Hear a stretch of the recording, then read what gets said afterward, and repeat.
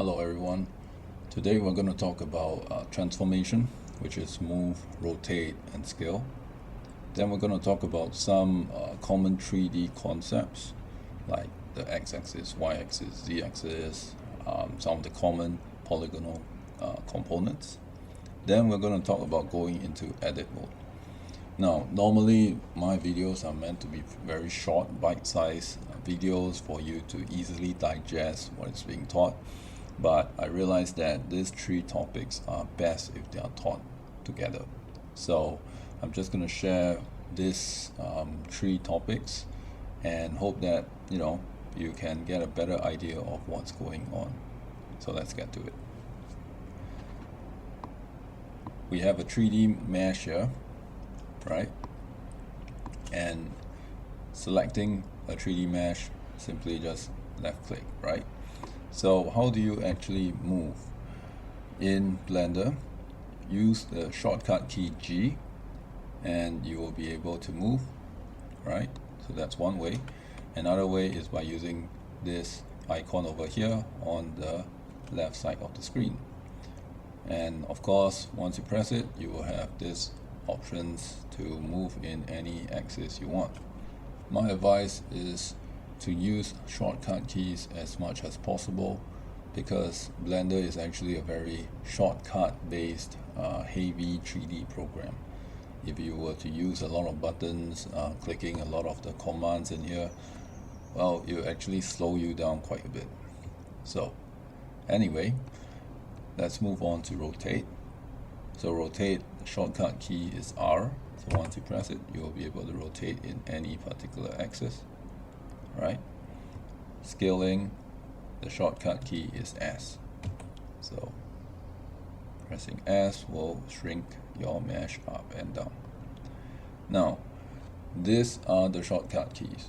G for grab or move, R for rotate, S for scale. But you'll notice that if I were to press G again for move, you will notice that I'm not able to control where I am going, right? Whereas if I were to use this particular gizmos over here, I would be able to rotate based on any particular axis I want. So how can I do these transformations using shortcut keys? So let me show you. If I press G again, and if I want to move on the y-axis, which is the green line that you see on screen, I will press G and press Y. You'll see that the green line gets highlighted and I am able to move along the y-axis. Let's say if I move here, and if I do not want to move there, I want to reset, I can right click and I'll be able to reset back to where I was previously. So again, if let's say I want to move along the x-axis, which is the red line, I'm going to press G and X. Right? And just drag your mouse, you'll be able to move along the particular axis you want. Same thing, G, Z, and you'll be able to move along the Z-axis. So what if you want to move on two axes at once? Meaning to say, if I were to go along G and Y, and I want to move along the x-axis as well, right? So press G, and this time around you want to exclude the z-axis. So G and Shift Z. This means that you are now excluding the z-axis, and you'll notice that right now the x and y axis lines light up. So if I were to drag along, you'll notice that right now I am moving along the x and y axis. Same thing if I were to move along the, let's say, z and x axis, press G and Shift Y to exclude the y axis. And now I am moving along the Z and X axis. So let me just zoom out and move around to show you what I mean. So again, press G and Shift Y to exclude the y-axis, and now I am moving along the z and x-axis. Right? So again, pressing G and then shift the axis, press Z to exclude the axis that you do not want to move.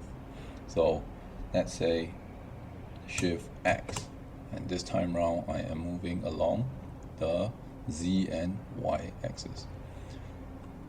Don't worry about all this axis talk that I'm talking about. I'll talk about the concepts later on. So the same thing applies for scaling. So if I press S, I'll be now scaling uniformly, but let's say for example I want to scale only along the x-axis, so shift press S, X, and now I'll only be scaling along the x-axis. Same thing if I want to exclude one particular axis, so let's say S, shift C, I'll now be scaling along only the x and y axis. Right, so as Z, I'll be scaling along the Z axis. Right, same thing applies for rotation. If right now I were to press R and just drag my cursor around, I'll be, rotating around in all axes. But if I do not want that, I only want to rotate in one axis, press R and let's say Y, and I'll only be rotating along the Y axis. So if I want to exclude, let's say, the Z axis, so press R, shift Z, and now I'll only be rotating along the X and Y axis. Another way to be able to more accurately understand what are the values that you want to have when transforming your object, you can press N and you'll see a transform menu here, right? That allows you to, let's say, click and drag, okay? Or you can just click on it and input a value, so let's say 2, and now I'm having 2 points along the x-axis, right? So rotation, same thing, you can click and drag to rotate any particular value you like. Same thing goes for scale, right? So what this does is this transform menu, again press N, allows you to transform your object in a more precise manner. So we were talking just now about the X, Y, and Z axis. What are they precisely, right? So let me just explain what that means. Let me delete this and add in a cube, right? And so right now what you see here is you can see red and green lines. Okay, so the red lines are the x-axis, the y-axis is green line, and there will be a blue line which is the z-axis, right? So what does this mean?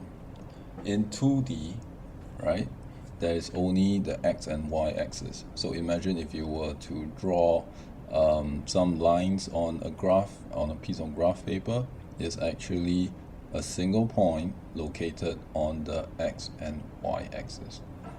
But if you are trying to create an object in 3D, you are actually trying to put a point in both x, y, and z axis.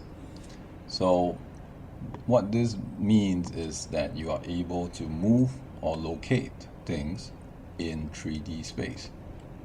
If I were to go towards the front view, right now you can see this blue line, right? And the red line. What this means is that you have an object, okay, that is located along, let's say for example, -4 along the x-axis, and let's say 3 on the z-axis. Okay, so if I were to go towards the right, you would now notice that I'm located 3 units on the z-axis, let's say for example I were to go to -2 on the y-axis. I can put it to 2 if I like, so let's go to 2, and you'll notice that this is +2, and let's put this to positive, let's say 5. You won't see any change here, but if I were to go towards the front view, now you'll see that I am 5 units. 1, 2, 3, 4, 5. Okay, over here this is 5 units on the positive x-axis. Now if I were to shift this to the perspective view, you'll now be able to see that this is how this 3D mesh is located on 3D space. 5 units on the x-axis, 2 units on the y-axis, and 3 units on the z-axis. Same thing goes for rotation and scale. So if I were to go 2 units on the x-axis, let's say 4 units on the y-axis, and just 3 units on the z-axis. So this is how you actually manipulate your object on the various axes, x, y, and z. One thing that you do need to note, again I'm shifting to the front view, is notice that the blue line represents the z-axis, right? So in Blender, the up axis is the z-axis. Other 3D softwares might be different. They might have y-axis as the up axis. So it's just something to take note. If you are not really using any other 3D software, well, this isn't really important, but it's just something to be aware of, that Blender has z-axis as the up axis. We've been talking a lot about all the basics of the interface, concepts like viewpoints, how do you view your 3D mesh in different ways, but we haven't really talked about actual 3D modeling and stuff like that. So today let's just get our feet wet. Alright, let's go on to perspective view. I hope you remember how to do that. Middle mouse and shift to pan. Let's just select my 3D mesher. Okay, and I want to go into edit mode in order to explain some of the common polygonal components to you. So how do you actually go into edit mode, right? Press tab and you'll be able to go into edit mode. So again, notice how the interface changes. When I press tab, you'll notice that a few things has changed, particularly the icons on the left. Okay, and you'll also notice that at the top, okay, it has now changed from object mode to edit mode. Okay, now why am I showing you edit mode? Well, most of polygonal modeling has to happen in edit mode, right? So in order to understand edit mode, you'll need to understand the basics 3D components, or rather the basic components that make up a polygonal mesh, right? So if you look here in edit mode, you'll see this box, right? Right now, these black points over here are vertices. Okay, the black lines are edges, and these planes over here are actually faces. So how do you toggle between them? What do they mean? And stuff like that. So let me explain. A vertex, right? Let me just drag and select one, and you notice that it turns orange. Is actually a single point in 3D space. Okay, so if I were to select this vertex, and again, let me just move it anywhere I want by pressing G, you notice that I can move this single point in 3D space anywhere I want, or again, I can just press G, Y, and I can move it only along the y-axis in this case. Or again, I can use this transform, and let's say 2. along the X, and 3 along the Y, and 2 along the Z. And you notice that right now, these are the coordinate points of this one vertex, which is again a 3D, a point in 3D space. Okay, so let me just shift it back because it looks strange. So I'm shifting it back, 1, 1, 1, and this is what a vertex is. Again, it's just a single point in 3D space. If you connect 2 vertices together, right, this one orange line is actually a result of what happens when you connect 2 vertices together, which is, simply speaking, just an edge, right? So an edge is simply just a line that is created when 2 vertices are joined together. And right now, in edit mode, you'll notice that these 3 icons here are telling you what component mode are you in. So this is the vertex mode, right? And this is edge mode, and this is face mode. So I'm going to select edge mode now, and you'll notice that right now, if I were to click, I will be able to select any edge and move it anywhere I want. Okay, so an edge is again formed by 2 vertices connected together. Okay, the next component is a face component. So a face is actually created when at least 3 edges connect together, right? So right now in this case you have 4, 1, right? So let me go back to edge, 1, 2, 3, 4, okay? And these 4 edges connected together form what is known as a chord, or in this case a face. Okay, if I were to only cut here, right, you'll notice there are now 3 edges, all right, and these 3 edges come together to form a triangle, or the basic component that make up a face, right? So how do you toggle between these 3 components? Well, you have 2 options. One, by clicking on these buttons here, but I will advise you to use shortcut keys. So 1 is vertex mode, 2 edge mode, 3 face mode. All right, again, 1, 2, 3.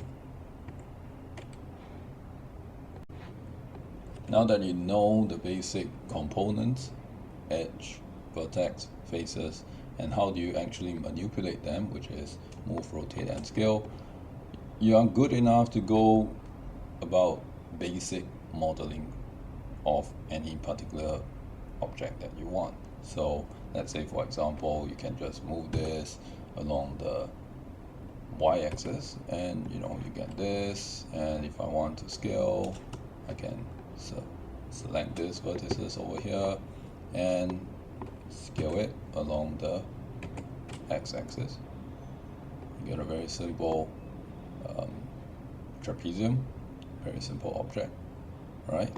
And this is just very simple modeling concepts for now, but in our next lesson we'll go about teaching you more polygonal concepts, more modeling concepts, and stuff like that.